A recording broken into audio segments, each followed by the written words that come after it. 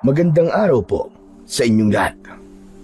Sa araw na ito ay mapapakinggan po natin ang buhay ng isang batang naulila sa mga magulang dahil sa isang maling paratang.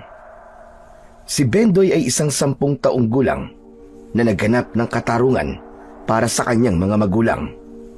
Sinisi niya ang lahat ng tao at naging manunugis ng aswang kasama ang kanyang tiyo Noel. Dito niya makikilala ang isang mahusay at manunugis rin ng aswang na magbibigay sa kanya ng malakas na sandata.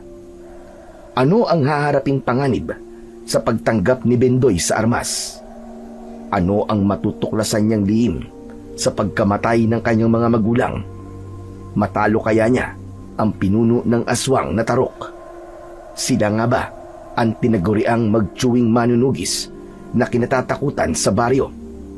Sama-sama po nating pakinggan ang pakikipagsapalaran at paghahanap ng hustisya ni Bendoy para sa kanyang mga magulang. Ngunit bago po ang lahat, mga idol, huwag po nating kalimutan mag-subscribe at i-hit ang notification bell sa aking YouTube channel na The Voice Addict at Apong Isaac para sa mas marami pang makapigil hiningang kwentong aswang at katatakutan mula sa mundo ng kababalaghan. Umpisahan na po natin ang kwento. Inay! Inay! Diyos ko! Ang mga magulang ko, Chong! Pinatay nila ang mga magulang ko! Walang awa nilang sinunog ang bahay namin! Halika na! Tara na! Biniwan niyo ang kamay ko, Chong! Kasalanan niyo to! Hindi po natin dapat sila iniwan! Hindi to tamang oras para magsisiyan tayo. Tara na! Wala nang oras, baka makita nila tayo! Iwan niyo na ako! Wala na akong pakialam kung abutan nila ako rito. Sila ang dapat na matakot sa akin dahil pinatay nila ang mga magulang ko. Magbabayad sila. Papatayin ko silang lahat. Nakikiusap ako, Bendoy. Tara na! Umalis na tayo! Sa madilim na gabi, na tila ba sinadyang mag-ingay ang mga taong galit na galit sa mag-asawang nasa loob ng nasusunog na bahay, ang may 10 taong gulang na batang si Bendoy ay nakaluhod sa lupa. Hindi alintana ang sakit ng pagbaon ng matatalas na mga bato sa kanyang mga tuhod. Sa katahimikan ng gabi ay narinig ang unat huling pagputok ng apoy mula sa dulo ng baryo. Ang hangin ay may kasamang amoy ng nasusunog na kahoy. Dahan-dahang lumaganap ang liwanag mula sa apoy. Humahalik sa mga puno habang ang mga aninong nagtitipon-tipon sa labas ng bahay ng mag-asawa ay nagsisigawan. Galit ang nangingibabaw sa kanilang mga boses. Tila mga panang sabay-sabay na bumabaon sa dibdib ng batang naulila sa magulang nang dahil sa maling paratang ng sinumang tao na hindi gusto ang pananatili nila sa baryo. Umagos ang dugo sa kanyang bibig mula sa nakagat niyang labi dahil sa labis-labis na galit. Hindi niya kinaya ang eksenang nakikita niya sa gitna ng palayan dahil sa lumalagablab na apoy. Mga hayop kayo! Magbabayad kayo! Magbabayad ng mga aswang na naging dahilan ng kamatayan ng mga magulang ko! Pati na ang mga taong nasa paligid ng bahay na yon!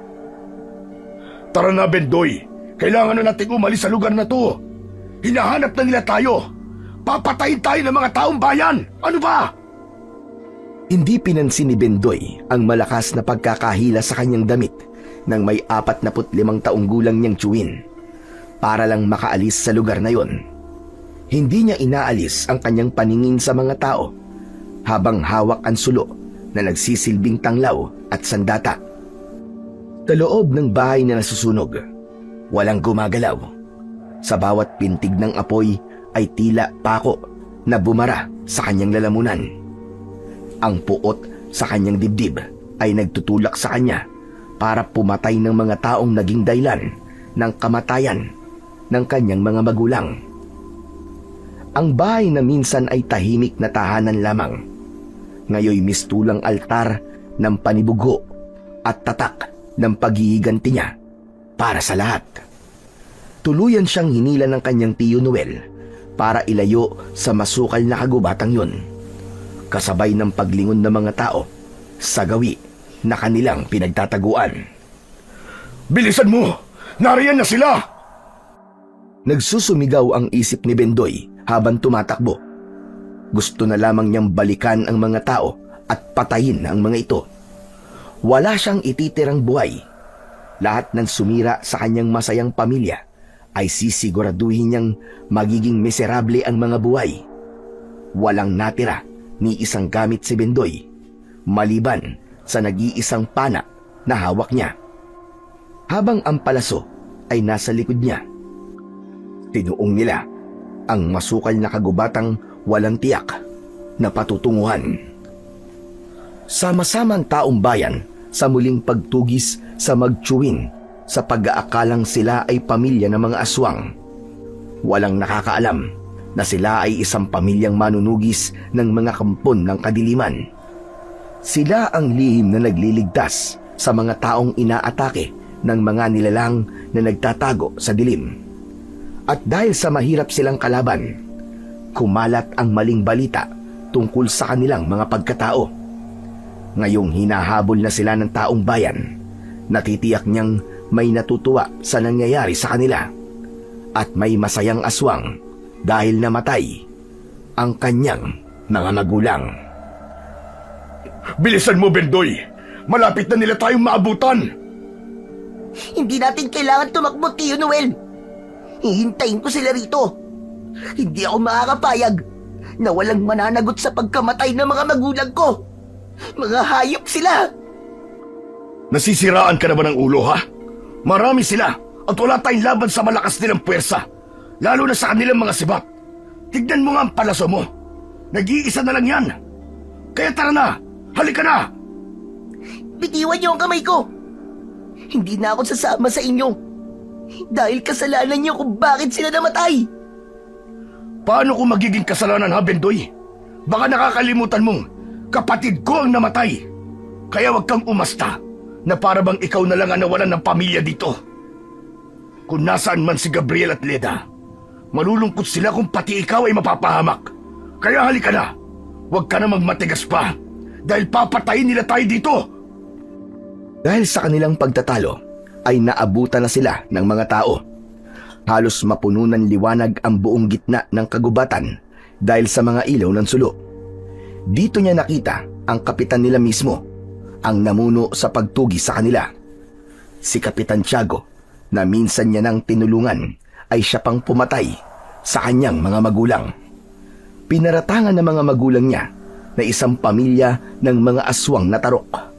Sila ang mga nilalang na kumikilos na parang asong nauulol. Yun ang salot na kumakalat sa kanilang baryo. Ang mga taong may kilos na parang may rabis ng aso ay tanda ng isang hawa ng pagiging aswang na tarok. Huwag niyo nang subukan tumakas. Sumuko na kayo. Para ano? Para silaban kami sa harap ng mga tao? Nang bumango ang pangalan mo sa mga taong nasasakupan mo? Pagbabayaran niyo to. Hindi ko kayo mapapatawad. Pagkatapos ko kayong iligtas ng ilang beses laban sa mga aswang, paparatangan niyo kami mga kampo ng kadiliman. Sana pala, hinayaan ko na lamang kayong mamatay. Hindi mga aswang ang mga magulang ko at alam niyo yan. Mabuting tao ang mga magulang ko. Wala silang inaargabyadong tao. Pero may nakakita sa kanila, Bendoy. Marami nagpapatunay na sila ay mga aswang. Nakita ko rin sila na pumasok sa loob ng bahay nyo. Ang mga magulang mo dahilan kung bakit marami ang aswang sa lugar na to. Tumutupad lang ako sa aking tungkulin. Sige na, damputin sila Bendoy at Noel. Igapos sila. Manglalapit kay Bendoy ang mga tanod ni Kapitan Tiago, ay iniumang naman ni Bendoy ang kanyang nag-iisang palaso at itinutok yun sa muka ni Kapitan Tiago. Napasigaw si Mang Nomel dahil hindi nito akalaing magagawa yon ni Bendoy. Sige! Subukan niyo lang na lumapit sa amin. At sisiguraduhin ko sa inyo, nakakalat ang dugo niyo sa lupan to! Hindi nakagalaw si Kapitan Tiago. Napalunok ito ng laway na hindi inaalis ang paningin sa pana na hawak ni Bendoy. Alam ng mga ito na kahit bata lang siya ay hindi siya marunong magbiro. Ginagawa niya ang kanyang mga sinasabi. Bendoy, bitiwan mo ang pana. Ibaba mo ang palasong yan. Akala mo ba, mabubuhay ka pa kapag napatay mo ko? Wala na akong pakialam sa buhay ko. Basta't mapatay ko lang kayo. 2 buhay ang kinuha niyong lahat sa akin. At hindi ako makakapayag na hindi niyo pagbabayaran ang ginawa niyo sa pamilya ko. Bendoy, huwag mong gawin to. Bakit hindi, Chong? Wala sila mga puso. Ang dapat sa kanila ay mamatay. Saktong pagbitaw ng palaso ni Bendoy ay tumalo naman ang isang nilalang sa harapan ng matanda. Para ito ang sumalo sa pana na dapat sana ay kay Kapitan Tiago. Nagkagulo ang mga tao sa biglang pagsalakay ng mga aswang na tarok. Ang aswang na tila kumikilos na parang nauulol na asong may rabis. Bumubula ang mga bibig ng mga ito at ang lahat ng makakagat ng mga aswang. 2 araw lang ang itinatagal ng buhay. Kapag namatay ay muling mabubuhay bilang isa ng ganap na aswang na may anyong taong usa at may 4 na kamay. Kapag nasa anyong aswang ay wala nang maaalala kahit sariling pamilya ay pinapatay na ng mga ito. Nagkagulo ang lahat na puno ng ingay ang buong paligid. Kumalat sa lupa ang mga nabitiwang mga sulo. Ibinuhos ni Bendoy ang kanyang galit sa mga nilalang na naging dahilan ng pagkamatay ng kanyang mga magulang. Hinawakan niya ang palaso at yun ang ginamit niyang sandata laban sa mga aswang. Isa-isa niyang pinagsasasaksak ang mga leeg ng mga aswang at wala siyang takot na pinilipit niya ang mga ulo ng mga ito. Habang si Mang Noel naman ay hawak ang 2 yantok na walang tigil din sa pag-atake ng palo sa ulo ng mga kalaban. Ang mga natitigilang mga tanod ay nagulat nang kumilos ang magtsuhin. Pinatay nila ang mga aswang sa harap mismo ng mga ito. Napaatras ang mga kalaban at iniwan ang mga taong may mga sugat sa katawan. Tandaan niyo ang araw na to. Babalik ako. Maniningil ako sa ginawa niyo sa mga magulang ko. Lahat ay makakatikim ng paghihiganti ko. Hindi kami ang mga aswang. Kami pa nga nagbibigay ng proteksyon sa inyo para manatili kayo ligtas sa lahat ng oras. Pero dahil sa ginawa niyo, lilisanin namin ang baryo niyo at mamamatay kayo sa gabi-gabing pagsalakay sa inyo ng mga aswang na tarok. Wala lang magtatanggol sa inyo at patutunayan kong kami ang nasa likod kung bakit nananatiling tahimik ang baryong to. Walang gustong magsalita nang marinig ang sinabi ni Bendoy. Bakas sa mga mukha ng mga tao ang labis na pagsisisi at pagkapahiya sa nagawang kasalanan sa taong naging dahilan kung bakit ligtas sila laban sa mga aswang. Umagos ang masaganang luha sa mga mata ni Bendoy nang lisanin niya ang lugar na yon. Naiwan ang mga tao sa gitna ng kagubatan. Nagpakalayo-layo silang magtiyo. Pagkalipas ng 5 buwan, magmula ng mangyaring yun, ay binalot ng galit ang buong pagkatao ni Bendoy. Nakatira sila sa karatig baryo ng baryong nagtaksil sa kanila. Magkasama silang naninirahan sa kakahuyan bilang manunugis ng aswang. At sa tuwing nagpapakita sila sa mga tao, ay kinatatakutan na sila dahil nakilala sila bilang isang malupit at walang awang pumaslang ng mga aswang. Pero ni minsan ay hindi na naging maganda ang pakikitungo ni Bendoy sa kanyang tiyuhin. Lihim siyang nagalit dito. Isinisisi niya rito ang nangyari sa kanyang mga magulang. Kung hindi ito nakipagtalo sa kanyang ama at naglayas, ay hindi niya ito susundan para kausapin. Ang pagkakamali lang niya ay hindi niya kinausap si Mang Gabriel. Nabaling ang kanyang atensyon sa pagkaing nakahain sa lamesang gawa sa kawayan. Kumain ka na. Napapansin ko na ilang araw ka nang hindi kumakain ng maayos at palaging walang kibo at tulala. Ano ba tumatakbo sa isip mo? Hindi mo ko kinakausap ng maayos. Ayos lang po ako. Wala lang po akong ganang kumain. Walang ganang kumain o umiiwas ka lang sa akin para hindi tayo makapag-usap. Kung sa tingin mo ay kasalanan ko nangyari kay Gabriel, sige, maglaban tayo. Lalaki sa lalaki. At ipakita mo ang galit mo sa akin.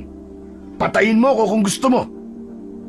Kung hindi ka po kapatid ni tatay, nung gabing nasa gubat pa lang tayo, pinatay na kita. Kaya wag niyo po akong pipiliting lumaban sa inyo. Dahil ayoko po magmadali ng desisyon. Hindi ba't galit ka? Patunayan mo. Labanan mo ko at hindi kita uurungan. Alam mong wala akong kasalanan sa nangyari sa kapatid ko. May pinagtalunan lang kami ng gabing yun. Kaya lumayas ako. Pero hindi ibig sabihin at sinundo mo ko ay kasalanan ko na. Kahit nandun ka pa, masusunog at masusunog pa rin ang bahay nyo. Imbis na sa akin ka magalit, bakit hindi ang taong nasa likod ng paggawa ng maling kwento ang hanapin mo? Siya! Siya ang paslangin mo! Kahit hindi niyo po sabihin, Tiyo. Yan po talaga ang gagawin ko. Babalik na ako sa baryo natin. Ikaw ang bahala kung sasama ka.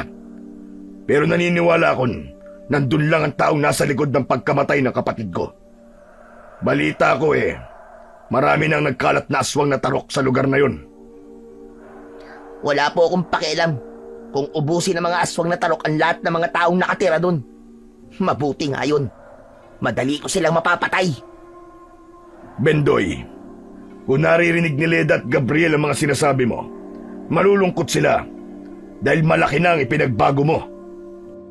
Naging mabuti po tayong tao, Tinuel. Pero anong iginanti nila? Kamatayan ng mga magulang ko at ng kapatid nyo ang naging kapalit. Hindi ko alam kung paano ka nagbago, Bendoy.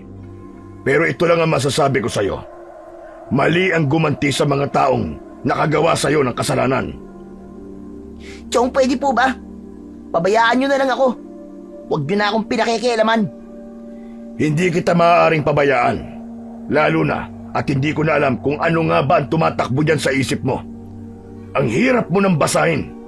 Parang hindi na ikaw ang pamangkin ko. Natuto lang po ako sa mga nangyari. At hindi na ako gagawa ng mabuti para sa kanila. Bakit po kayo? Parang baliwala lang sa inyo mga nangyari kay tatay. Parang hindi kayo nasasaktan. Palibasa po, 1 linggo nyo pa lang siyang nakakasama. Kaya hindi po kayo apektado sa nangyari sa kanya. At anong gusto mo? Magwala ako at gumulong-gulong sa lupa, ganun ba? Bakit? May babalik ba nun ang buhay ng kapatid ko? Mabubuhay ba siyang muli? Ano po ba kasing pinagtalunan yung dalawa? At kailangan nyo pang umalis ng gabing yun?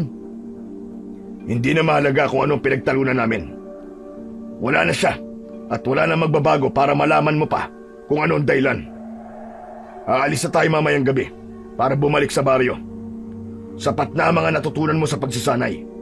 Panahon na para harapin ang mga kalaban natin. Tila naramdaman ni Bendoy ang galit sa salitang binitiwan ng kanyang tiyuhin.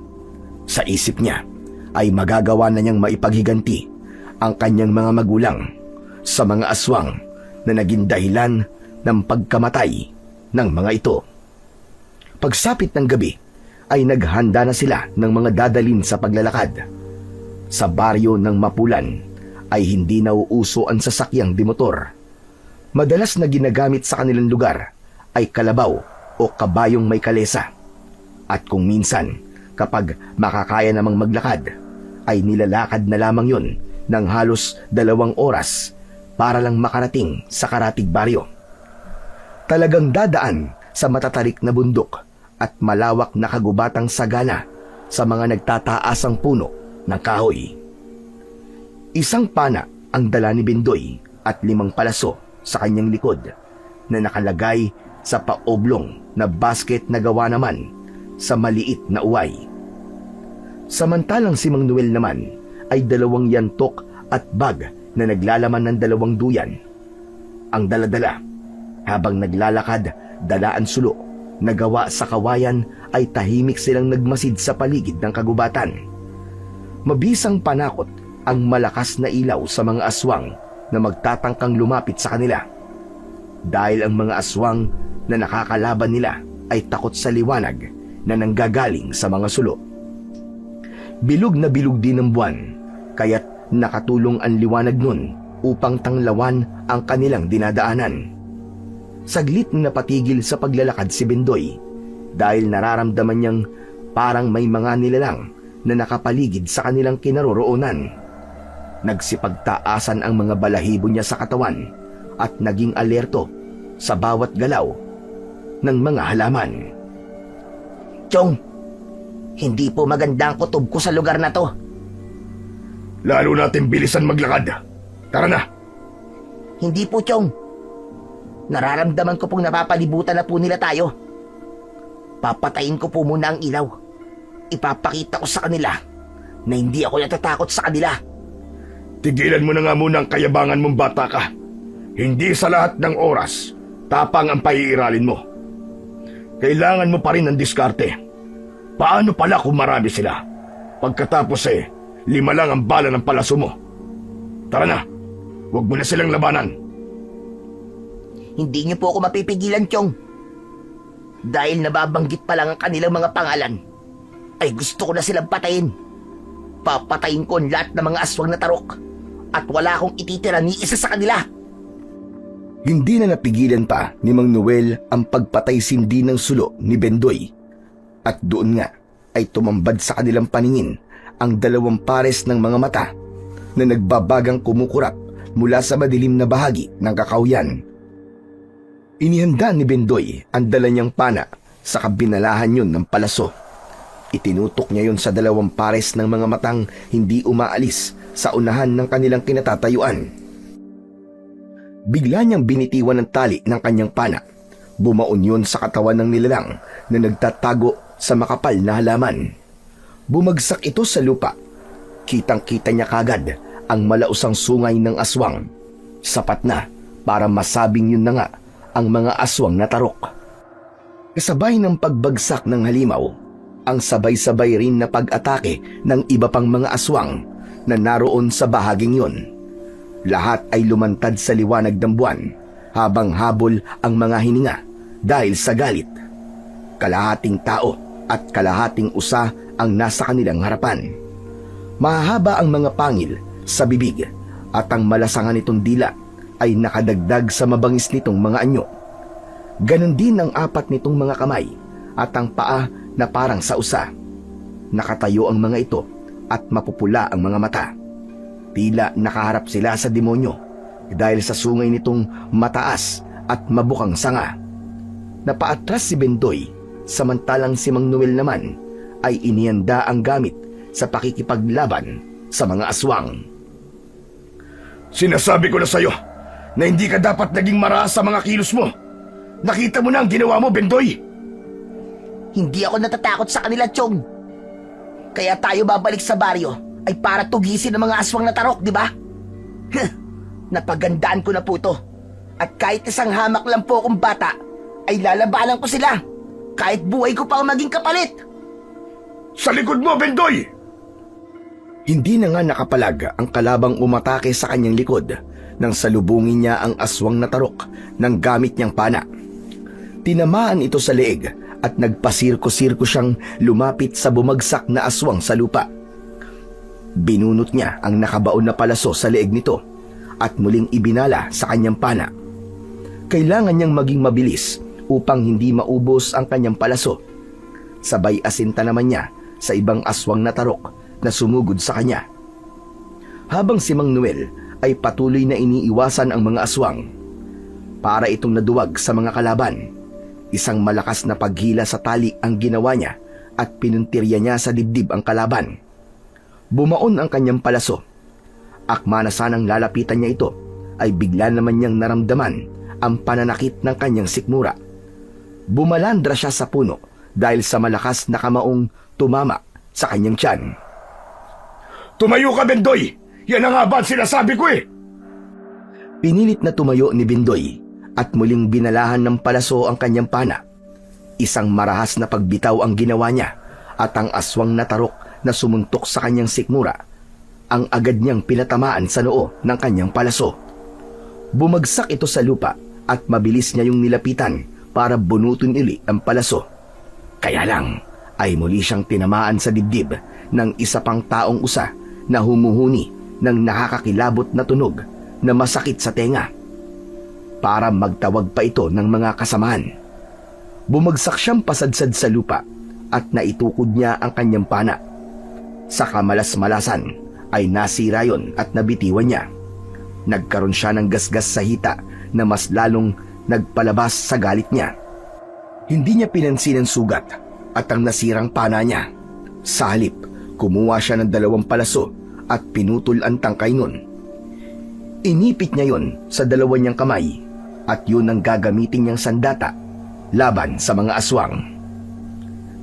Ayaw nyo kaming tantanan ha? Parang hindi kayo nauubos!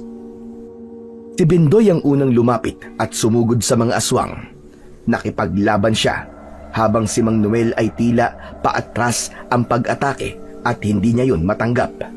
Paanong ang kanyang tsuin ay biglang natakot sa mga aswang. Ito pa naman ang kanyang inaasahan pagdating sa pakikipaglaban. Mabilis siyang tumawid sa pagitan nila ng aswang at patalon niya itong inatake ng dulo ng palaso. Bumaon ang kanyang sandata sa ulo at batok ng aswang at hindi niya ito tinigilan ng pagsaksak hanggat hindi ito bumabagsak sa lupa. Saktong pagbagsak nito sa lupa, ang biglang pagtalon sana sa kanya ng pinakamalaking taong usa. Ngunit may humarang at sumalo sa pag-atake sana ng aswang. Isang matandang lalaki na sa tingin niya ay edad 45 taong gulang na. Maliksing kumilos, malaki ang katawan. May 2 matinik na yantok sa magkabilaan nitong mga kamay. Bawat bitaw nito ng palo sa kalaban ay pasadsad itong bumabagsak sa lupa. Parang kidlat ito kung kumilos. Parang pamilyar sa kanya ang galaw ng lalaking bagong dating. Hindi na siya nakagalaw at pinanood na lamang niya kung paanong pinababagsak ng lalaki ang mga aswang. Maging ang pananamit nito ay balot ng isang makapal na tela na hindi kagad tatablan ng matalas na kuko. Iyon nga lang, ang lalaking mahusay gumamit ng yantok ay may makapal na bigote at balbas. Para itong hindi nag-ahit ng ilang taon dahil halos umabot yon sa dibdib nito. Naramdaman niya ang paglapit sa kanya ni Mang Noel dahil katulad niya ay natulala na rin ito sa galing ng lalaki. Sino siya? At saan kaya siya nanggaling? Chong, hindi ko rin po siya kilala. Basta na lang siya sumulpot sa likuran ko eh. Iniligtas po niya ako at parang pamilyar sa akin ang galaw niya. Hindi ko lang po matandaan kung saan ko siya nakita. Diyos ko, hindi tayo maaaring magtiwala ng basta sa kanya, Bendoy. Paano kung isa pala siyang mapagpanggap na kalaban at gusto lamang niya tayong linlangin? Ama ka dyan, Chong. Kaya kailangan muna nating makasiguro kahit na iniligtas niya ang buhay ko. Sino kaya siya? Mahusay siyang makipaglaban. Huwag kang humanga sa kanya dahil baka siya pa nga makakalaban natin sa huli. Para talagang kilala ko siya, Chong. Hindi ko lang po maalala kung saan ko siya nakita. Marami naman magkakamukha eh. Tara, lapitan natin siya. Wala nang kalaban. Napabagsak niya ng lahat. Pero akala ko po hindi tayo basta-basta magtitiwala sa taong yan. Itunay na laban, sakyan ang pagkukunwari ng taong may motibo. Ang ibig ko sabihin, sasabayan natin ang pagkukunwari niya upang mas makilala pa natin siya. Naabutan nilang nagsusuksok ng yantok ang lalaki sa bewang nito at kumuha ng isang matalas na itak. Yun ang ginamit para pugutan ng mga ulo ang mga taong usa. Pinanood nila ang ginagawa ng lalaki na hindi man lang nagsasalita para kausapin sila. Nang makuha na nito ang mga pugot na ulo, binitbit nito ang mga ulo, hawak sa sungay at pagkatapos ay sumunod sila sa paglalakad ng lalaki. Tumigil ito sa paglalakad, saka tinanggal ang maraming ligaw na damo sa lupa at lumantad sa kanilang paningin ang halos isang tambak na mga kawayan na may tudis ang dulo. Mahaba yon na kung itatayo ay lampas sa isang tao ang taas. Nagulat si Bendoy nang kunin ito ang isa sa kawayan at itinusok yon sa mismong pinagpugutan ng ulo ng aswang. Saka ang kawayan ay itinusok sa lupa. Nagmistulang poste na may ulo sa dulo ang ginawa ng lalaki. Ganon din ang ginawa nito sa 10 ulo na dala nito. Ginawang bakod ng lalaki ang mga kawayan na may nakatusok na ulo. Kaya hindi naiwasan ni Mang Noel ang hindi bumulong kay Bendoy. Habang nakatingin siya sa mga ginagawa ng lalaki, ay masasabi niyang mabagsik, malupit at punong-puno ng galit ang puso nito. Brutal ito kung pumatay at yun ang ikinatakot niya sa misteryosong lalaki. Hindi tayo maaaring magtiwala sa kanya. Sobra itong ginagawa niya sa mga aswang. Parang hindi siya tao kung pumatay. Chong, kailangan natin ng sulo. Aalis na lang tayo. Huwag na natin siya kausapin. Balak niyang hindi magsalita eh. Pero nilapitan ng konti ni Bendoy ang lalaki na abala pa rin sa pagtutuhog o pagtutusok sa mga pugot na ulo para magpasalamat. Ngunit hindi nga ito nagsalita, kaya naman sinindihan na niya ang natitirang sulo na nadala nila. At sa pagkalat ng liwanag sa kanyang kinatatayuan ay nanlaki ang kanilang mga mata nang makita ang mga linya ng bakod na may mga pugot na ulo sa dulo. Ang iba ay naaagnas na at ang iba ay bago pa lang at tumutulo pa ang dugo sa kawayan at pumapatak sa lupa. Saka lang niya nalanghap ang mabahong amoy ng nabubulok na laman ng aswang na tarok. Halos magkasabay silang napataklob ng palad sa bibig nang makita nila ang nakakakilabot na itsura ng lugar. Sino ka bang tao ka? Bakit mo itong ginagawa? Kausapin mo kami ng pamangking ko. Ano ang pakay mo? At ano ang binabalak mo sa mga yan? Bakit mo ito ginagawa? Imbis na sumagot, ay humarap ito sa kanila. Isang malalim na buntong hininga at bakas sa muka ng hindi pa nakikilalang lalaki ang galit at pagtitimpi nitong huwag silang kausapin. Ngunit napako ang tingin nito sa nakatayong si Bendoy bago lumapit ang tingin sa nakatayong si Mang Noel. Saka lang nila narinig ang boses ng lalaki. Dahil hindi dapat silang mabuhay. Masahol pa sa kamatayan ng mga yan ang gagawin nila kapag tayo naman ang inatake nila. Walang puwang sa baryong ito ang takot at kahinaan ng loob. Kung mahina ang loob niyong lumaban sa mga aswang na tarok, ang mabuti pa ay umalis na kayo sa lugar na to. Mamamatay lamang kayo rito. Dito talaga kami nakatira. At hindi po kami aalis dito. Hindi rin po kami natatakot mamatay. At may dahilan kung bakit kami nandito. Eh ikaw, ano po ang dahilan nyo at pumapatay kayo ng mga aswang at pagkatapos ginagawa nyong ganito? May silbi ang ginagawa ko para katakutan ako ng mga aswang na magtatangkang manggulo sa baryong ito. Patutunayan ko na hindi ako natatakot sa kanila. Pero imposibleng wala kang dahilan kung bakit ka naging malupit sa pagpaslang sa mga aswang na yan. Anong sabi mo? Malupit? Kulang pa yan sa lahat ng ginawa niya sa pamilya ko. Kaya kapag nakumpleto ko ng 100 ulo ng mga aswang na tarok, ay sisilaban ko sila ng sabay-sabay. Susunugin ko sila sa harap mismo ng kanilang pinuno. Lintik lang ang walang ganti. Naiintindihan na ni Bendoy kung saan nanggagaling ang galit ng matandang kaharap niya. Dahil naranasan na rin niya kung paanong mawalan ng mga magulang at kung paano niya yon pinapanood habang walang nagagawa kundi ang umiyak lang. Walang makakapigil sa pag-asik ko ng lagim para sa mga aswang na tarok. Ako ang magsisilbing anino ng mga aswang ngayon. Ako ang magsisilbi nilang si kamatayan. Wala kaming karapatang pigilan ka sa ginagawa mo. Pero saan ka ba nakatira? Taga rito ka ba? Manunugis talaga ako ng mga aswang. At nanggaling ako sa malayong baryo. Dahil doon ko nabalita ang maraming aswang.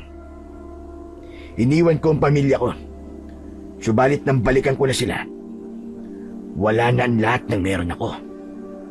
Para ng mga abong naglaho sa hangin. Kaya ang buhay ko ngayon ay mistulang katumbas ng isang patay na mabubuhay lang sa paghihiganti sa mga nilalang na pumatay sa aking pamilya. Katulad po pala ng mga nangyari sa mga magulang ko. Ang tatay at nanay ko, pinatay sila ng mga taong bayan at pinaratangan na sila ng mga aswang. Pero mabuti na lang, nakaalis kami ni Tio Noel. Kung hindi, maaaring namatay na rin kami kasama nila. Kung ganun, may dahilan kung bakit ka pa nabubuhay ngayon. Ngunit kailangan mong makilala ang tunay na kalaban batay sa kulay ng kanilang mga mata. Ano po? Ano pong ibig niyo sabihin? Nakikilala ko sila. Kapag kulay asul ang mga mata, nangangahulugang nahawalan sila ng mga aswang. Kapag kulay pula naman ang mga mata nila, sila ang tunay na aswang na tarok. Saka ko sila pinapaslang ng katulad nito. Kung ganon, binibigyan niyo po ng pagkakataong mabuhay ang mga nahawa lang ng pagiging aswang? Tama ka. Dahil sila ay mga biktima lang din. Kaya ang mga ginawa nyo kanina ay mali. Dahil ang 5 sa kanila ay napatay nyo, ay hindi naman talagang mga aswang na tarok. Sila ay may hawa lamang. Hindi mapigilan ng mga sarili na kumain ng tao. Kaya sila ay dapat lang na makulong at hintayin sumapit ang umaga para pakainin ang tunay na pagkain ng mga tao. Bumabalik sila sa tunay nilang anyo, ngunit wala silang naaalala sa ginagawa nila kapag nasaan yung tao na sila. Naiintindihan ko na po. Pero ako ay hindi ko naiintindihan ang ginagawa mo. Dapat hindi sila binubuhay. Ang dapat sa kanila, mamatay rin, katulad ng mga kasama nila. Bakit ko sila papatayin? May dahilan kung bakit ko sila ikukulong. Dahil yun lamang ang tanging paraan para makalapit sa pinuno nila. Sa kalabang nasa likod ng lahat ng ito, ang totoong may kasalanan sa pagkamatay ng pamilya ko at marahil ay isa rin siyang pumatay sa pamilya nyo. Matalino ang aswang at may kakayang magpanggap. Kaya niyang linlangin ang paningin ng tao. Ngunit hindi siya makakatakas sa akin. Dahil tutugisin ko siya sa lahat ng oras. Hahanapin ko siya. Para pong hipnotismo? Sasama po ako sa inyo. Ano nga po pala ang pangalan nyo? Ako si Ruel. At kayo naman, sino kayo? Ako po si Bendoy. At siya naman po si Tio Noel ko. Nahagip ng paningin ni Bendoy ang biglang pagbabago sa anyo ni Mang Ruel. Ngunit hindi ito nagsalita. Nagtataka man ay inayos nito ang gamit para sana umalis sa lugar na yon. Kaya lang ay biglang nagsalita si Mang Noel. Hindi tayo sasama sa kanya, Bendoy. Hindi tayo maaari magtiwala kagad sa taong yan. Hindi pa natin siya lubusang nakikilala. Huwag kagad tayong basta maniwala sa mga pinapakita niya. Hindi rin ako nagtitiwala sa inyo. At wala akong sinabing pinipilit ko kayong sumama sa akin. Malaya kayo sa mga gagawin nyo. At wala akong pananagutan sa inyo. Kaya kung wala kayong tiwala sa akin, dito pa lang ay maghiwa-hiwalay na tayo ng landas. Wala tayong pakialamanan. At huwag nyo rin akong pakikialaman sa mga gagawin ko. Kagaya na nasabi ko, huwag niyong sasaktan ng mga aswang na may kulay asul na mga mata. Dahil hindi sila totoong kalaban dito, kundi sila ay mga biktima rin. Sige po. Mabuti pa nga po maghiwa-hiwalay na lang po tayo ng lakad. Ngunit gusto ko po makita ang kulungan ng mga biktima. Gusto ko sila makita. Nakikiusap po ako sa inyo, Mang Ruel. Bendoy, ano ka ba? Bakit gusto mo pa silang makita? Pabayaan mo na ang bata. Bahala siyang magdesisyon para sa sarili niya. Ano bang ikinakatakot mo, Noel?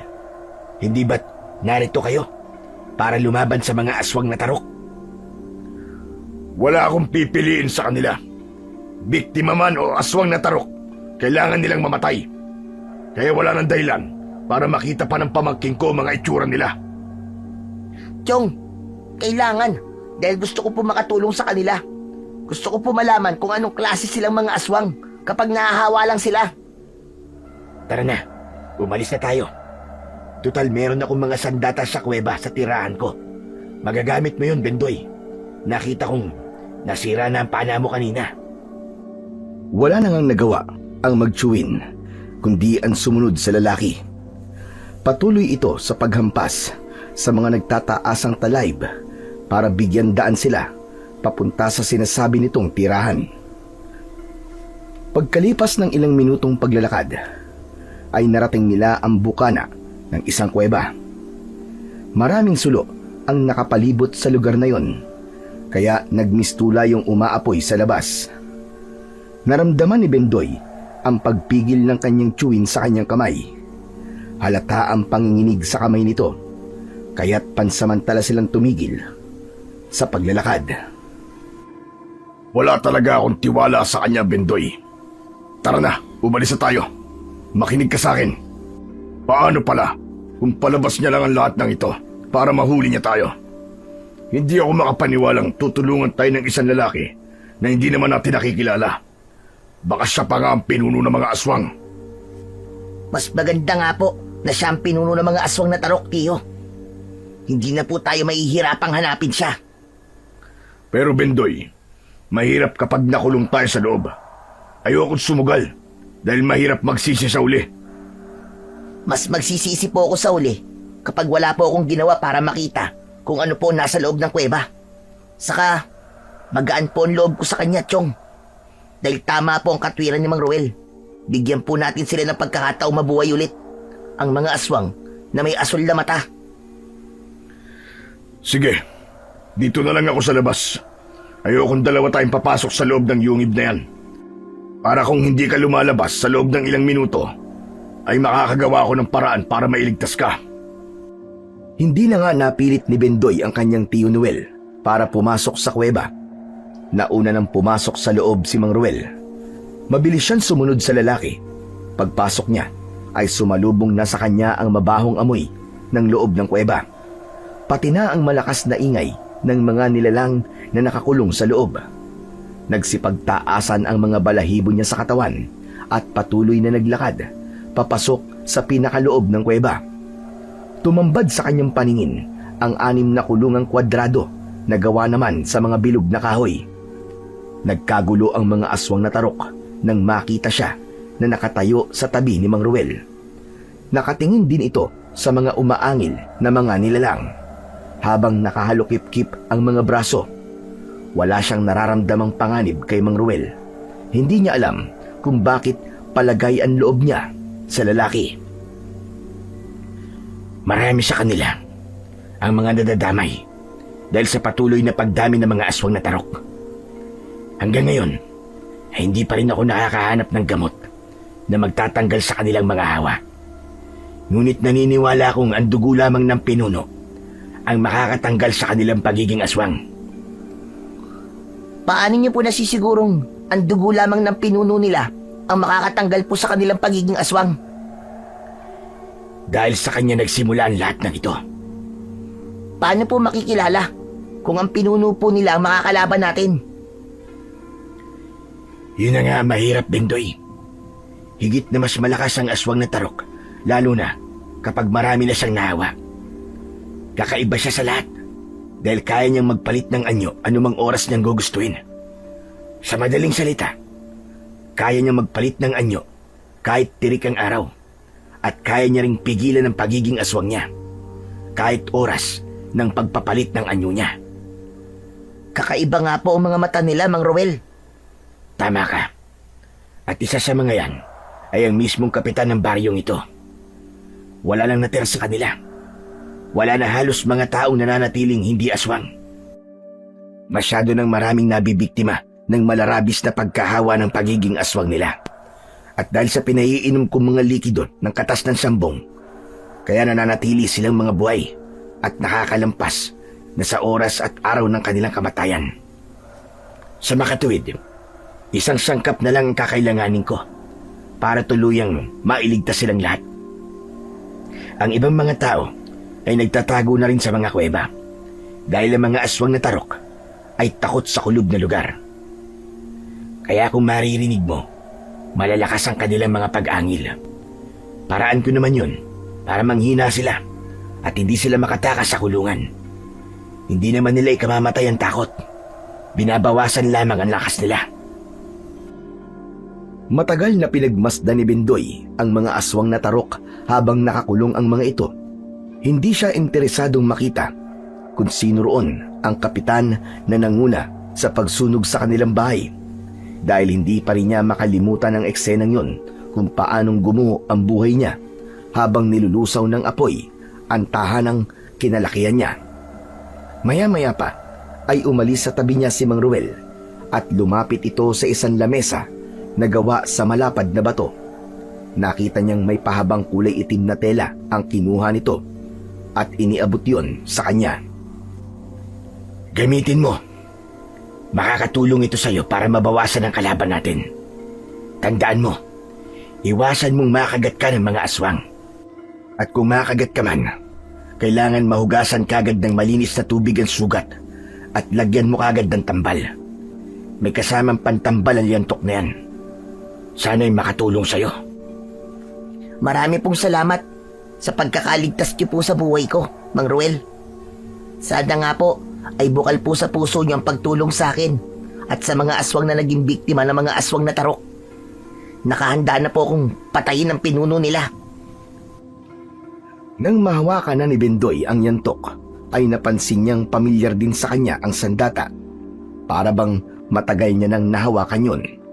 Ngunit hindi siya nagtanong dito. Nakakunot ang noo niya na hinawakan ng yantok sa kakunwaring iniumang sa kaharap. Tila nauunawaan naman ni Mang Ruel na gusto niyang subukang kalabanin ito. Humanda rin ito sa pag-atake na para bang nagsasanay lamang sila. Habang si Bendoy ay natutuwang pamilyar din ang paraan nito ng paghawak ng yantok. Nauna na ngang umatake sa kanya si Mang Ruel, habang ang kanyang kamay ay pinag-aaralan pa ang paghawak sa kanyang armas na matagal niya nang hindi nasusubukan. Isang unang palo ang ginawa niya, ngunit nasalag yun ni Mang Ruel at dalawang magkakasunod na palo kagad sa kanyang braso ang iginanti nito sa kanya. Mabilis ang kamay ni Mang Ruel na parabang dumaan talaga sa matinding pagsasanay. Hindi lang ang itsura ng nilalang na makakalaban mo dapat mong isipin.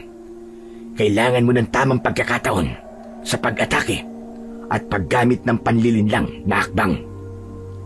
Nakita ni Bendoy ang tinutukoy nitong panlilinlang na akbang. Yung inakala niyang papaluin siya ng yantok, yun pala ay balak nitong sipain siya sa tagiliran na kahit hindi naman malakas ay nagdulot pa rin yun ng pagkalito sa kanya. Humihingal siyang tumigil sa pakikipaglaban sa lalaki dahil hindi man lang siya tumama sa katawan nito. Marami ka pang dapat matutunan pagdating sa paghawak ng arnis o yantok. Halika, ganito ang tamang paraan ng paghawak sa yantok. Lumapit siya kay Mang Ruel at hinawakan nito ang yantok. Pagkatapos ay ipinosisyon nito ng maayos ang mga kamay niya sa paghawak ng arnis. Madali lang matutunan ang paggamit ng dalawang yantok na ito o arnis. Hawakan mo ang yantok, mga 2 hanggang 3 pulgada mula sa dulo. Ito ang karaniwang hawak sa arnis upang may sapat kang kontrol at puwersa sa bawat pagpalo mo o depensa. Ang maluwag na hawak naman ay ginagamit upang sa mabilisang galaw ng pag-atake. Bagyang maluwag ang hawak upang makagalaw ang pulso mo at makapagpalit ng direksyon ng mabilisan. Ang baliktad naman na paghawak tulad ng ganito ay hawak mula sa kabilang dulo. Karaniwang ginagamit sa pagpapatalsik mo naman ng armas ng kalaban. Kailangan matibay ang katawan mo. Kung 2 yantok ang gamit, hawakan ang bawat isa sa parehong paraan at panatilihing balanse ang bigat at galaw na magkabila ang kamay. Sa ganung paraan, mauuto mo ang kalaban. Sana'y nakatulong to sa'yo. Magsasalita pa sana si Bendoy, pero narinig na niya ang boses ng kanyang tiyo Noel sa labas ng kuweba. Kaya agad namang naunawaan ni Mang Roel na kailangan niya nang umalis at magpaalam dito. Mag-iingat ka, Bendoy. Sana, hindi pa ito ang huli natin pagkikita. Marami po't salamat sa inyo. At sa armas na to, Mang Roel. Tuluyan nang umalis sa lugar na yon si Bendoy at naabutan pa niya ang tangkang pagpasok sa loob ng kuweba ni Mang Noel. Nakatingin ito sa kanya at bakas sa muka ang labis na pag-aalala. Nabaling ang atensyon nito sa hawak niyang kulay itim na telang pinaglalagyan ng yantok. Tignan mo, Chong. Ang ganda po ng ibinigay niyang sandata sa akin. Gusto niyo po ba makita to? Huwag na. Meron na akong sandata. Baka yan pa ang kunin ko. Ingatan mo na lang ang armas na yan. Mabuti naman pala at hindi siya masamang tao. Nagulat nga rin po ako dahil totoo po pala ang sinasabi niya. Marami talagang nakakulong sa hawla na ginawa niya at magugulat po kayo sa ibabalita ko sa inyo. Isa sa mga nabiyag po niya na may hawa na ng aswang ng tarok ay si Kapitan Tiago.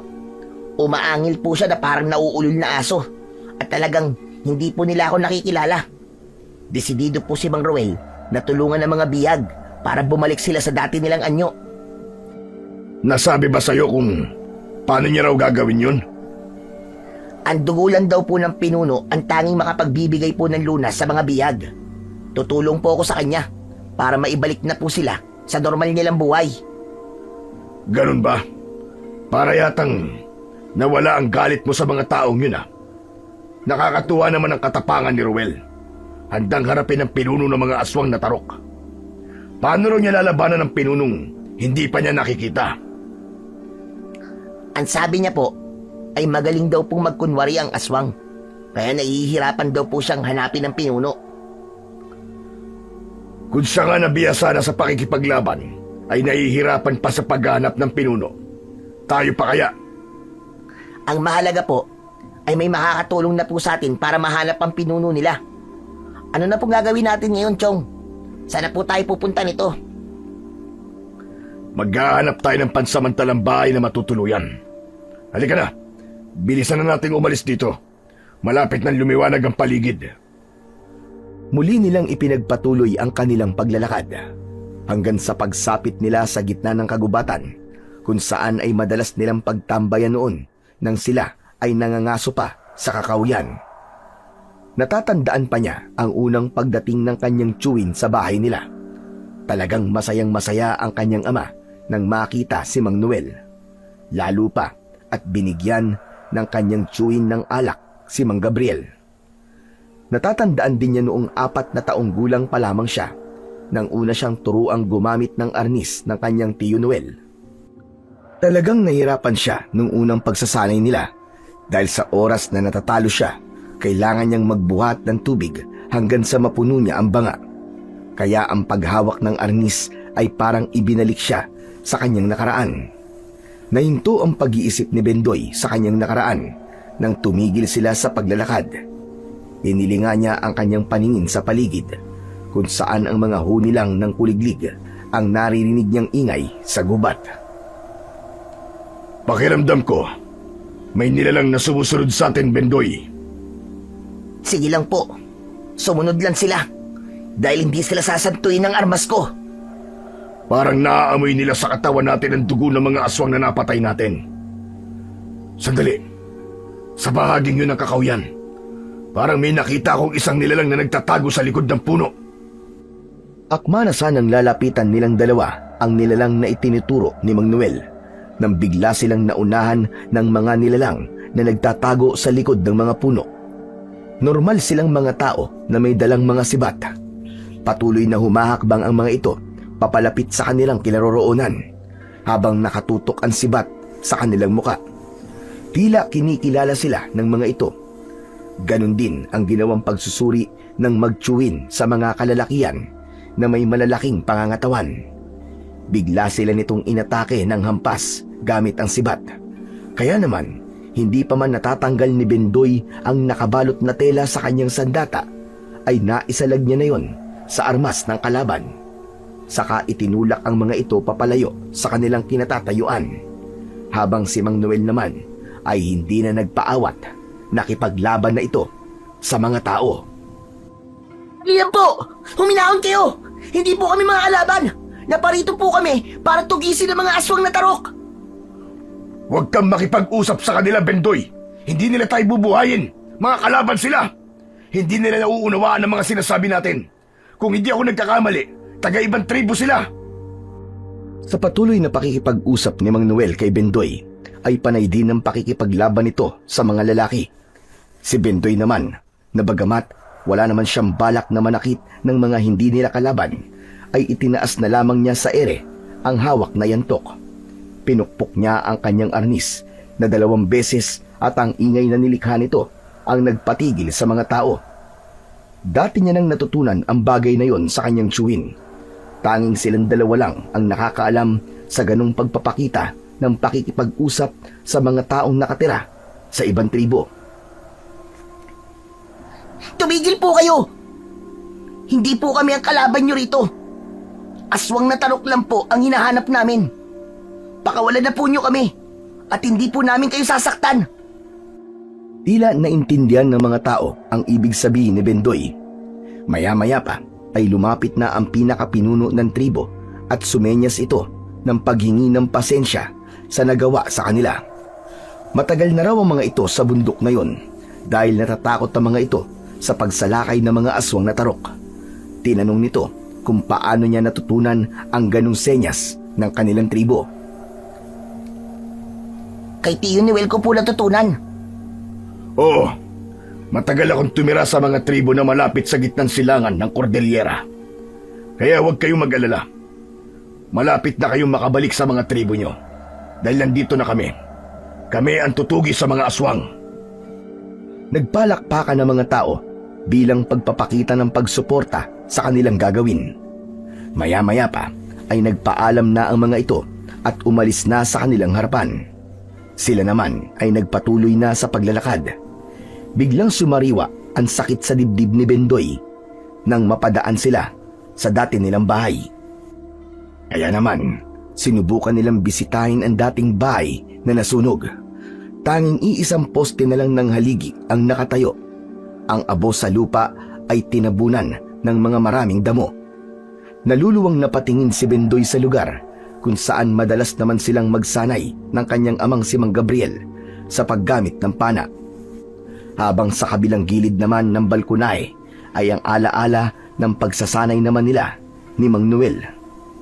Maraming magagandang alaala ang sinira ng aswang na tarok at yun ang hinding-hindi niya makakalimutan. Naaalala ko po, Chong. Kapag hindi kita natatalo sa laban, pinaparusahan niyo po ako sa pamamagitan po ng pag-iigib ng tubig. Kaya lang po, nang makalaban ko po kanina si Mang Roel, para pong ang dami ko pa palang hindi alam sa paggamit po ng yantok. Dahil mas nasanay ka sa paggamit ng pana.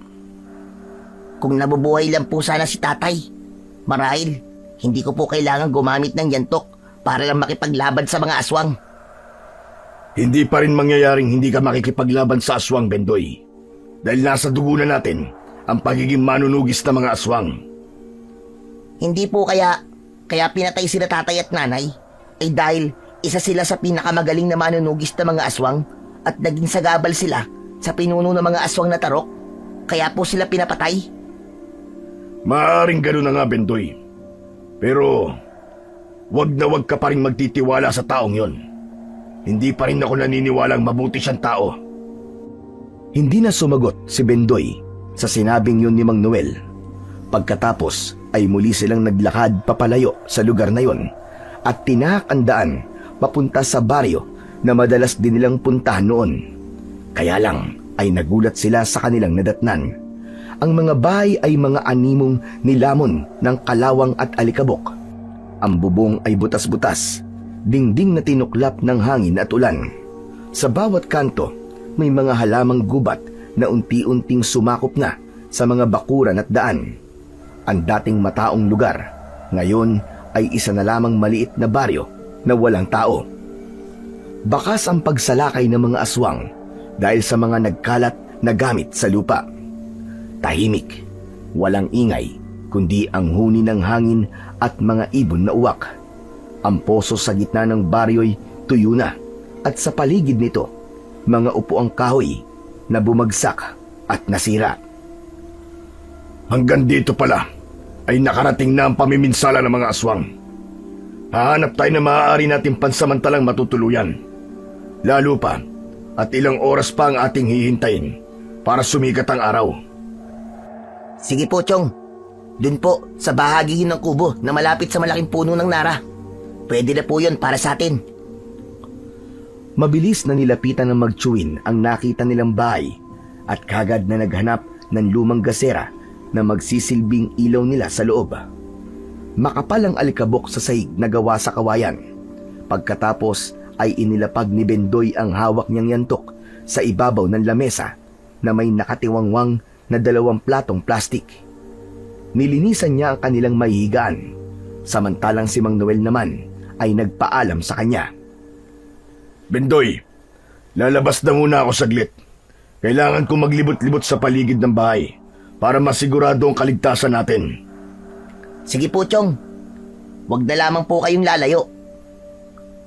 Dala ang sarili nitong arnis ay mabilis na itong tumakbo sa labas at naglaho ito sa madilim na bahagi ng daan, habang siya naman ay patuloy sa paghahanda ng kanilang mahihigaan. Pinispisan niya ang mga unan na nakalagay sa sulok ng higaan. Ngunit sa pagpispis niya ng maruming unan, nakita niya ang isang bagay na nahawakan ng kanyang mga kamay. Bumundol ang kanyang kaba dahil sa lumang larawan na naroroon. Hindi ang larawan ng mga taong nakatira sa bahay na yon ang nandoon, kundi larawan nilang 4 ng kanyang ama, kasama ang kanyang tiyo noong siya ay bata pa. Hala? Paanong napunta to rito? Nilinisan niya ang larawan at isinilid yun sa kanyang bulsa. Nahulog siya sa malalim na pag-iisip kung paanong nagkaroon ng larawan sa lugar na yun, samantalang hindi naman yun ang kanilang bahay. Maya-maya pa ay bigla niyang naalala si Mang Noel.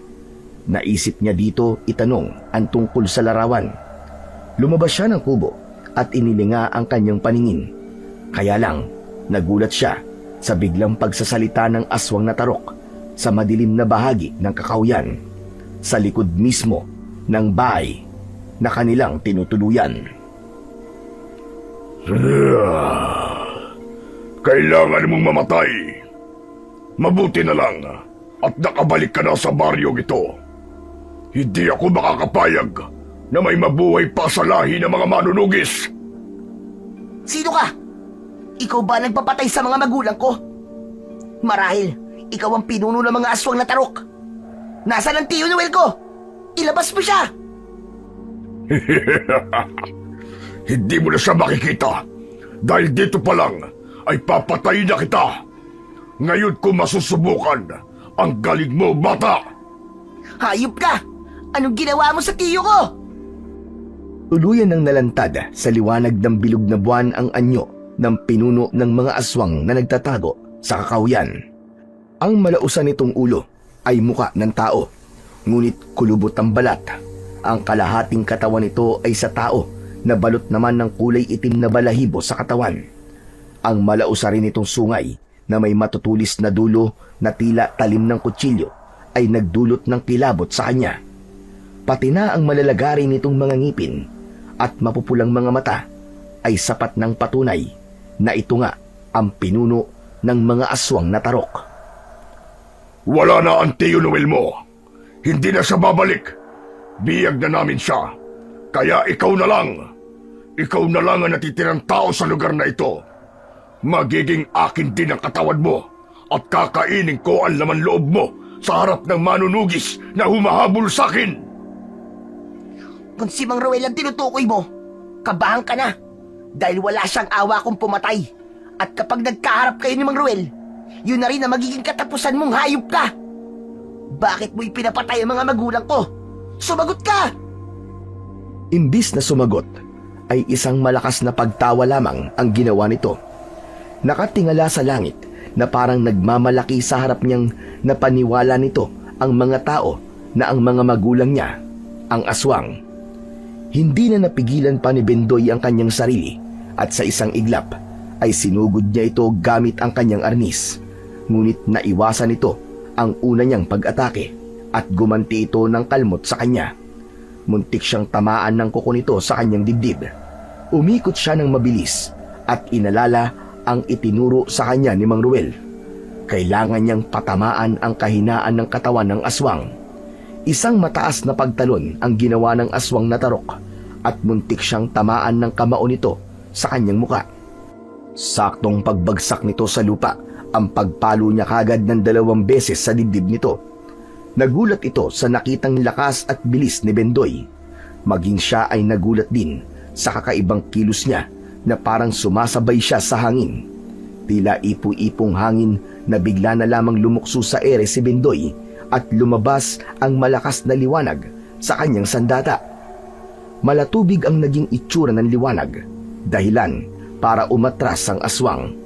Tila natakot ito sa kanyang sandatang may kakaibang kapangyarihan. Paano nangyari yun? Paano nagkaroon ka ng ganyan sandata? Ang malatubig na liwanag sa akin yan, Tok, ay mabisang pangontra sa mga taong may hawa ng pagiging aswang na tarok. Hindi ba't ang may rabis na aswang ay takot sa tubig? Kaya ngayon palang kabahan ka na, dahil ito na ang magiging katapusan mo. Isang malakas na pag-atake ang ginawa niya, pasugod sa nilalang na nakatayo sa harapan niya. Hindi nito naiiwasan ang bawat pagpalo niya dahil ginamit naman niya ang panlilinlang na sinasabi ni Mang Ruel. Kaya naman, ang balat ng aswang ay kitang-kita niyang nalagyan ng latay at pasa. Bigla itong nanghina at napaluhod. Ang buong akala naman ni Bendoy ay matatalo niya na kagad ang pinuno. Ngunit nagkamali siya dahil nag-iipon lang pala ito ng lakas. At sa paglapit niya ay biglang lumitaw ang sandata nito sa kamay. Isang umaapoy na espada na ang kulay ay itim. Ang malausok na bumabalot sa armas ng aswang ay tila naglalagablab na apoy. Bigla siya nitong inatake ng sandata nito at tinamaan siya sa kanyang dibdib. Pasadsad siyang bumagsak sa lupa at nahirapang bumangon. Ngayon ka pa lang makakakita ng nilalang na sinusunog ang katawan sa pamamagitan ng usok ng espada ko. Hindi ako matatalo ng walang silbi mong sandata. Isang mataas na pagtalon ang ginawa ng pinuno ng aswang para sana ay tuluyan siyang patayin gamit ang espada nito. Ngunit sa pagbagsak ng armas nito, isang dangkal ang layo sa kanyang muka ay nakita niya ang nakaharang na pamilyar na arnis sa kanyang harapan. Sinalag ni Mang Ruel ang espada ng kalaban at ubod lakas nitong naitulak ang aswang papalayo sa kanyang kinaroroonan. Ni hindi niya napansin ang pagdating ni Mang Ruel sa kanyang likuran. Parang iniligtas na naman siya sa pangalawang pagkakataon. Halos magulat siya sa liksi at bilis ni Mang Ruel habang nakikipaglaban ito sa aswang. Bawat pag-atake at palitan ng mga ito ng pagsalag at pag-iwas ay nagawa naman ni Mang Ruel na mapalo ang mukha ng kalaban gamit ang arnis. Pasadsad itong bumagsak sa lupa habang bumubulwak ang dugo sa noo ng pinuno ng aswang. Isang mataas na pagtalon ang ginawa ni Mang Ruel at nagawa nitong masakyan sa dibdib ang kalaban. Malakidlat nitong nailabas ang bote at nakuhaan agad ng dugo ang pinuno ng aswang.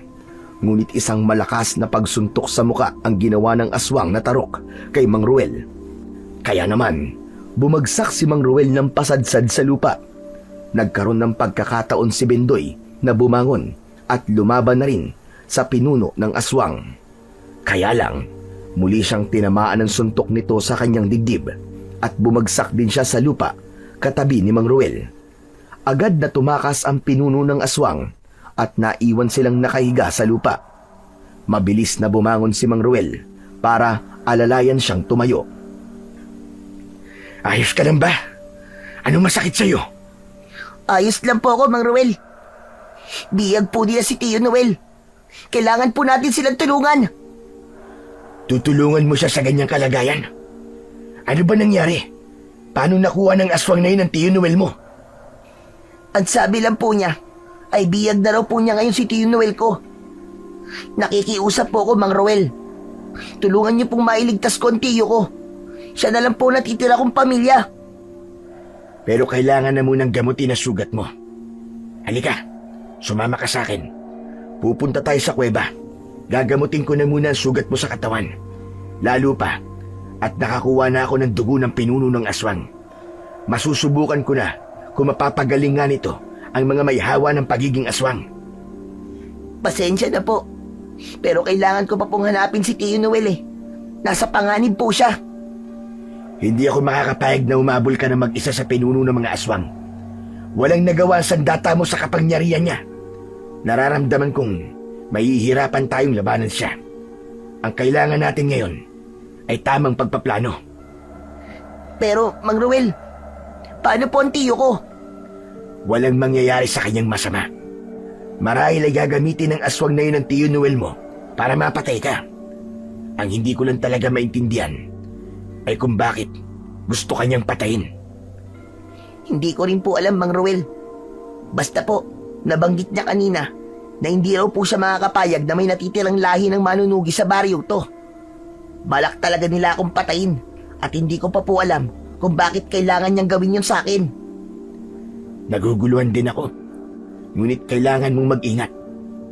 Halika na. Tulungan mo akong gamutin ng mga biyag dahil sila lang ang makakapagturo sa akin kung nasa nagtatago ang pinuno ng mga aswang. Hanggat nasa anyo sila ng aswang, wala silang maaalala para makapagsabi sa atin kung sino ang totoong pinuno nila. Kung ganun po, sa oras po na balagyan ng kanilang labi ng dugo ng pinuno nila, ay maaalala nila kung sino sila at kung sino ang pinunong may gawa sa kanila? Tama ka. Ang mga biyag mismo magtuturo sa atin kung saan natin matatagpuan ang tirahan ng pinuno nila. Teka, sandali lang po, Mang Ruel. Napansin ko pong tila nagbago ang hawak kong yantok kanina. Nagkaroon po ito ng malakas na liwanag na malatubig ang epekto laban sa pinuno ng mga aswang. Dahil ang mas na ibinigay ko sa iyo ay makapangyarihan. Pag-aari yan ng kapatid kong namatay. Ibinigay yan sa amin ng lolo namin. Nanggaling pa raw yan sa lumang kuwebang natagpuan noon sa Palawan. Walang nakakaalam kung gaano nakatagal ang sandatang yan. Pero malaki ang maitutulong yan sa ating laban sa mga aswang. Pero, bakit niyo po to binigay sa akin? Dahil naaalala ko sa iyo ang pamangkin ko. Kung nabubuhay siya ngayon, maaaring magkasing-edad lamang kayo. Kaya lang ay pinatay sila. Kaya ibinibigay ko yan sa iyo. Dahil alam ko kung gaano kasakit ang mawalan ng pamilya. Lalo na kapag gusto mong bigyan ng katarungan ang mga nangyari sa kanila. Ngunit wala ka namang magagamit na sandata laban sa pumatay sa kanila. Natigilan si Bendoy dahil may puntos si Mang Ruel. Kaya kahit labag man sa kanyang kalooban, ay muli siyang sumama sa matanda papunta sa kuweba. Pagkalipas ng kalahating oras, ay narating na nila ang kuweba. Agad silang pumasok sa loob para gamutin ang mga nahawa ng aswang. Pagdating nila sa loob, ay muling nagkagulo ang mga aswang na tarok. Lahat ay inilalabas ang mga kamay para abutin ang bagong dating na si Bendoy. Balak nilang kainin siya na parabang gutom na gutom sa matagal na pagkakakulong sa hawlang yun. Si Mang Ruel ang lumapit at kinuha ang bote na may laman ng dugo ng pinuno ng mga aswang. Kumuha ito ng isang aswang sa loob ng kulungan at kagad na iginapos ang kamay at paa dahil patuloy ito sa pag-angil at pagwawala. Kumuha ng konti si Mang Ruel sa bote at idinikit yun sa maliit nitong kutsilyo. Pagkatapos ay inilapit yon sa bibig ng aswang na tarok. Ilang minuto ang lumipas, ang nakakatakot nitong anyo ay unti-unting naglaho. Nawala ang sungay at ang dalawang kamay na sobra nito. Natira ang normal nitong anyo bilang tao habang walang saplot ang katawan na nakadapa sa lupa. Kapitan Tiago? Kayo nga nabiyag ni Mang Ruel. Ano po nangyari? Pakawalan niyo muna ako rito. Nasasaktan ang kamay ko at nahihirapan ako magsalita. Mabilis na kumilos si Mang Ruel at kagad na kinalagan ng tali si Kapitan Tiago. Hindi maitago ang kasiyahan sa muka ni Mang Ruel dahil nagtagumpay ito sa gamot na para sa hawa ng aswang. Maililigtas na nito ang iba pang mga nakakulong at makakasama na nilang umatake papunta sa kuta ng mga aswang. Inalalayan ni Bendoy na bumangon si Kapitan Tiago na halata ang pagod sa paghabol nito ng hininga. Maraming salamat sa pagkakaligtas mo sa akin, Ruel. Naaalala ko na ang lahat ngayon. Paano po kayo nahawa ng aswang, Kapitan Tiago? Nilusob kami ng aswang ng gabing nagkita tayo sa gubat. Hindi na namin napigilan ang pagsalakay ng mga aswang. Diyos ko, hindi namin alam ang aming gagawin. Sobra kami nagsisisi sa ginawa namin sa iyong mga magulang, Bendoy. Hindi namin sinasadya. Biktima lang din kami ng maling paniniwala. Mga nangyari sa pamilya ko. Sinong pumatay sa kanila? Hindi ko alam kung sinong pamilya ang sinasabi mo, Ruel. Ngayon lang naman kita nakita rito eh. Kapitan Tiago, sandali lang. Ako po muna ang kausapin nyo. Paano pong naging biktima kayo? Ano po bang ibig nyo sabihin? Bago pa namin masunog ang bahay niyo, Bendoy, nakita naming lahat na doon pumasok ang aswang. Ang buong akala namin ay aswang ang mga magulang mo. Pero may nakakita pala sa kanila na bago pa man namin masunog ang tahanan niyo, ay may pumatay na sa kanila. May nauna ng pumaslang sa mga magulang mo. At sigurado kong wala talaga kaming kinalaman doon. Biktima lang kami ng maling paniniwala. Subalit, humihingi pa rin ako ng tawad sa mga nagawa kong maling pangungusga sa mga taong may mabuting nagawa para sa amin. Sabihin niyo po. Sabihin niyo, Kapitan. Sino nakakita sa kanila? Sino po ang taong nakakaalam na may nauna ng pumatay sa kanila bago pa man masunog ang bahay namin? Kapag wawala ni Bendoy habang hawak ang balikat ng matanda, ay nahulog sa bulsa niya ang larawang nakuha niya sa katre ng bahay na tutuluyan sana nila. Nakuha yon ni Mang Ruel at pinagmasdang mabuti. Nanginginig ang kamay nitong pinipigilan si Bendoy sa pagwawala, habang ang mga mata nito ay hindi inaalis sa larawang hawak. Ang lalaking nakakita sa kanila ay pinatay ng pinuno ng mga aswang. Teka, sandali lang. Manahimik na muna kayo. Pakinggan mo ako, Bendoy. Bitiwan niyo po ang kamay ko, Mang Ruel.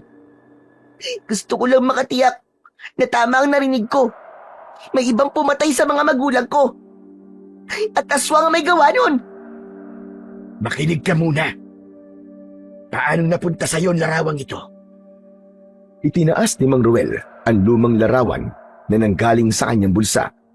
Natigilan siya at nabitiwan niya ang balikat ni Kapitan Tiago dahil ang mga mata ng lalaking nasa larawan sa likod ng kanyang ama ay kahawig ng mata ni Mang Ruel.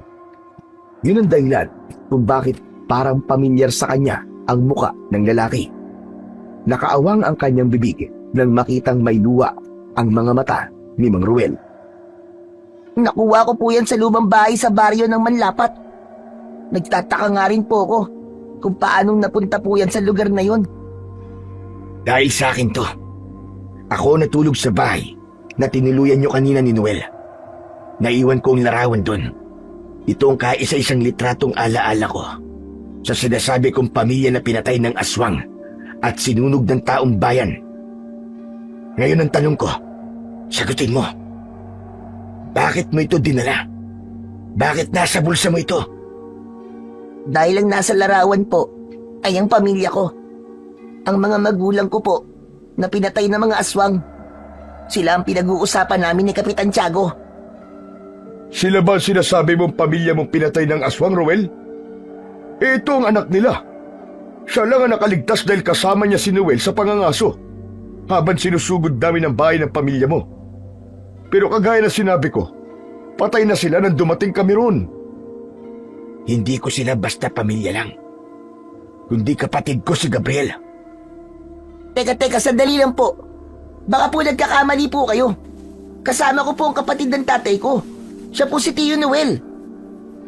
Bumakas ang matinding galit sa muka ni Mang Ruel nang marinig ang sinabi ni Bendoy. Halos manginig sa galit ang lalaki at namumula ang mga matang napatitig sa kanya ng matagal. Maging si Bendoy ay naguguluhan na rin sa mga nangyayari. Ngunit iba ang bilis ng tibok ng puso niya, lalo na at pamilyar sa kanya ang anyo ni Mang Ruel. Kaya sinubukan niya itong tanungin ng isang bagay na silang dalawa lang ng kanyang tiyuhin ang nakakaalam. Sinasabi niyo po bang kayo po ang tunay kong tiyuhin? Oo, wala nang iba. Ngunit paano po nangyari yun? Maaaring ginamitan ni Noel ang kapatid ko ng hipnotismong itim sa pamamagitan ng alak. Tama po kayo. May alak nga po na ipinapainom si Tio Noel sa mga magulang ko. Madali naman pong mapatunayan kung kayo talaga ang tiyo kung nakasama ko nung 4 na taong gulang pa lang po ko eh. At kapag napatunayan ko pong kayo talaga ang tiyo ko, nangangahulugan lang na ang pumatay sa mga magulang ko at ang pinuno ng mga aswang na tarok ay walang iba kundi si Tio Noel. Dati po tinuruan ako ng kapatid ni tatay na kapag natalo ko sa laban namin ng arnis, ay pinag-iigib niya ako ng tubig. Saan ko po yun inilalagay? Sa banga na may mga lumot na nakadikit sa labas. Napaatras si Bendoy at nagtanong pa ng isa pang katanungan na kukumpleto sa kanyang mga palatandaan. May palatandaan kung paano makikipag-usap sa kabilang tribo gamit ang yantok. Ano po ang mga yon? 2 tuktok sa pinag-uumpugang yantok habang nakataas ito sa ere. Tuluyan na ngang bumagsak ang mga luwa sa mga mata ni Bendoy nang makumpirma niyang si Mang Ruel nga ang kapatid ng kanyang ama. Ang kanyang Tio Ruel, hindi si Tio Noel. Malinaw na isang panloloko ang ginawa ni Mang Noel para tuluyang mabura ang manunugis ng aswang sa lugar. Samantalang si Kapitan Tiago ay hindi makapaniwala sa mga natuklasan. Dahil maging ito ay napaniwala ni Mang Noel na kapatid nga ito ng kanyang ama. Halos magwala sa galit si Mang Ruel at napayakap ng maigpit kay Bendoy. Diyos ko, kaya pala ang gaan-gaan ng loob ko sa'yo at pamilyar sa akin ang pangalan mo. Ang buong akala ko talaga ay kasama ka nasunog sa bahay ng kapatid ko. Ang hayop na yun. Niloko ko ng harapan. Niloko kami. Hindi ko man lang naramdaman na hindi ko siya totoong tiyo. At kaya siya nagtagumpay dahil ginamitan niya ng itim na hipnotismo ang mga magulang ko.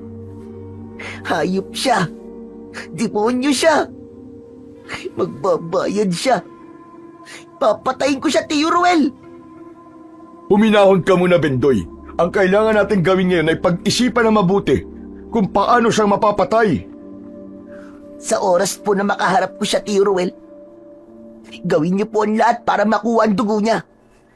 Ililigtas ko po ang mga nahawa niya ng pagiging aswang na tarok. Matutulungan ka ng yantok, Bendoy.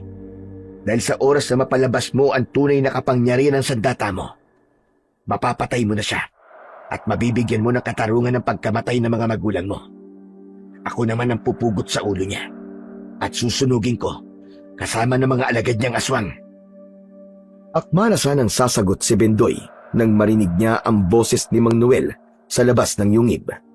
Dala ng bugso ng damdamin ni Mang Ruel ay nauna pa itong lumabas ng kuweba. Kasunod si Bendoy at binilinan si Kapitan Tiago na bantayan ng mga biyag habang isinusuot ang nakasampay na damit ni Mang Ruel. Paglabas niya ay nakita niya si Mang Noel. Nasaan yung tao ito at nasa likod naman ang mga alagad nitong umaangil na parabang nauulol na aso habang ang malapot nitong mga laway ay tumutulo sa bibig nito na may kasama pang mga dugo. Ayos ba ang palabas ko? Napaniwala ko kayong lahat, maging ang mga magulang mo, Bendoy. Alam ko na ang buong katotohanan. Kaya pala ng gabing nasunog ang bahay namin ay nagkunwari kang nag-away kayo ni tatay. Pinatay mo siya. Ginamit mo kaming lahat. Oo, pinatay ko sila. Kasalanan naman nila eh. Dahil pinakikialaman nila ang mga plano ko sa baryong ito. Kung hindi nila pinatay ang mga alagad ko, hindi ko rin naman sila hahatulan. Kung ganon, nung gabi na nagtalo kayo ng ama ko, natuklasan niya na hindi kayo ang totoo niyang kapatid dahil nawala ang bisa ng hipnotismo sa kanyang katawan. Dahil kayo ang pinuno ng mga aswang. Magbabayad kang hayop ka. Papatayin kita. Pinatay mo ang mga magulang ko. Huwag kang mag-alala. Malapit na kitang isunod sa mga magulang mo. Magkikita-kita na rin kayo. Uubusin ko ang lahat ng lahi ng mga manunugis na kinatatakutan ko, no?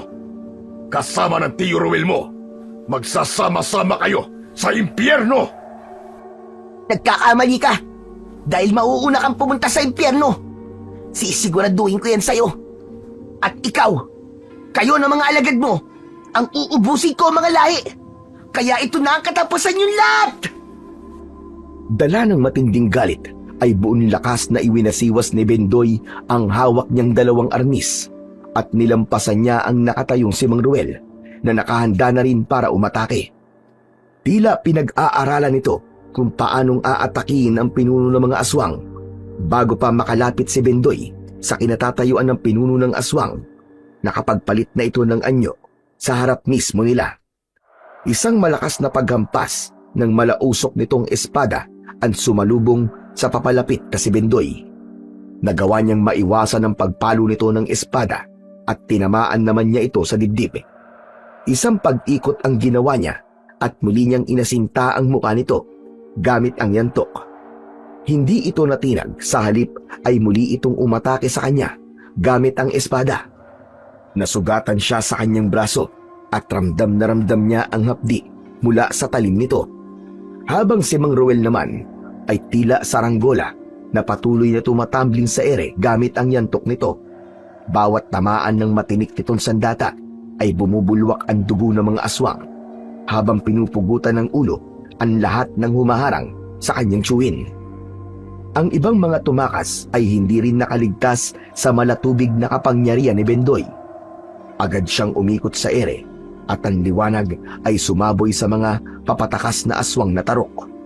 Bumagsak ang mga ito sa lupa habang nagkikikisay ang katawan at sumusuka ng dugo na tila hinahabol ang hininga.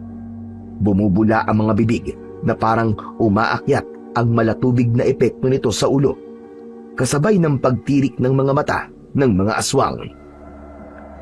Hindi na kayo makakatakas sa akin kahit na maubos niyo ang aking mga alagad. Hindi ko hahayaang matalo niyo ko. Hindi mauuwi sa wala ang lahat ng mga paghihirap ko. Nagkakamali ka. Ikaw na lang ang natitirang buhay sa mga alagad mo. Kami ni Tio Ruel ang tatapos sa pag-ahari mong halimaw ka. Bumalik ka na sa impyernong pinanggalingan mo! Ubod lakas na pinalo ni Bendoy ang nakatayong si Mang Noel habang hawak niya ang arnis. Tinamaan niya ito sa leeg at dibdib habang si Mang Ruel naman ang kasunod na umatake sa halimaw. Pinagtulungan ng magtsuwin na paslangin ang pinuno ng mga aswang na si Mang Noel. Nang magkaroon ng pagkakataon si Bendoy ay kinuha niya ang malausok nitong sandata habang si Mang Ruel naman ay niluhuran ang dibdib ng aswang at paulit-ulit nitong sinuntok ang muka ng kalaban. Para sa kapatid ko na pinatay mong hayop ka! Isa pa! Para sa hipag ko! At ito naman, para sa pamangking ko!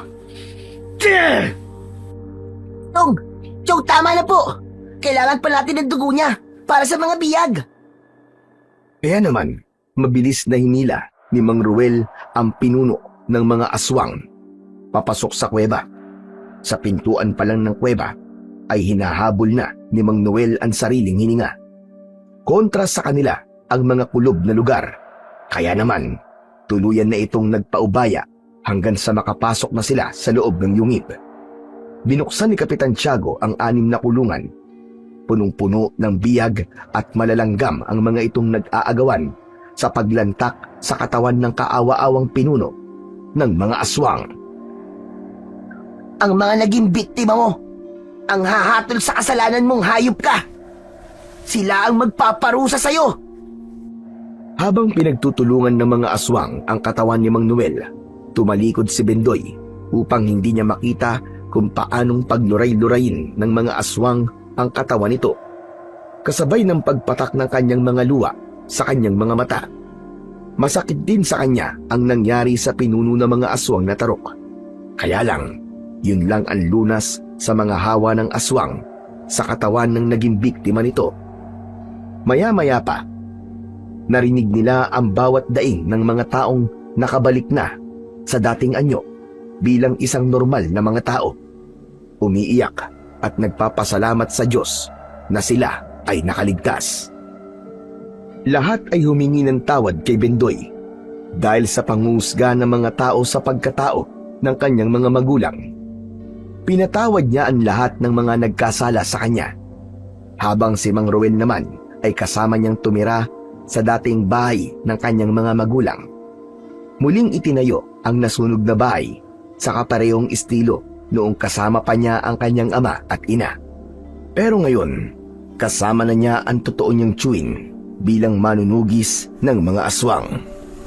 Magmula ng araw na yon, ay kinatatakutan na magtiyuhin nang ipakita nila sa lahat kung paano nilang sinunog ng sabay-sabay ang mga nakatuhog na pugot na ulo ng mga aswang na tarok. Sa gitna ay makikita ron ang ulo ni Mang Noel na siyang pinuno ng mga ito.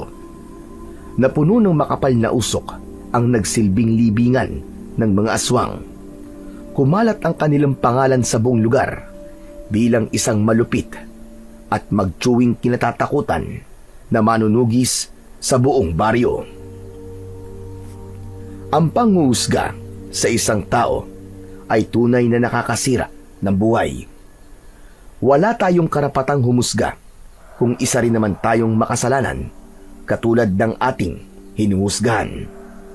Dahil ang maling panghuhusga ay nagbubunga ng hindi pagkakaunawaan, pagkakahiwalay, minsan ay pagsisisi hanggang sa humantong sa kamatayan. Kaya sa halip, pinapayuhan tayo na matutong umunawa, magmahal at magpayo ng may kababaang loob. Samantalang ang pagkukunwari o pagpapanggap ay parang isang pagsisinungaling. Sabi nga sa banal na kasulatan kay Lucas chapter 12 verse 1 to 2, mag-ingat kayo sa pampaalsang ginagamit ng mga Pariseo. Sila ay mapagkunwari, walang nagtatago na di malalantad at walang nililihim na hindi mabubunyag. Ang pagkukunwari ay hindi mananatiling lihim. Lahat ay mabubunyag sa liwanag ng katotohanan. Kaya piliin nating maging mabuting anak ng Diyos kesa ang yakapin ang kasamaan. Dahil ang kaparusahang iyong matatanggap ay batay sa iyong nagawang kasalanan.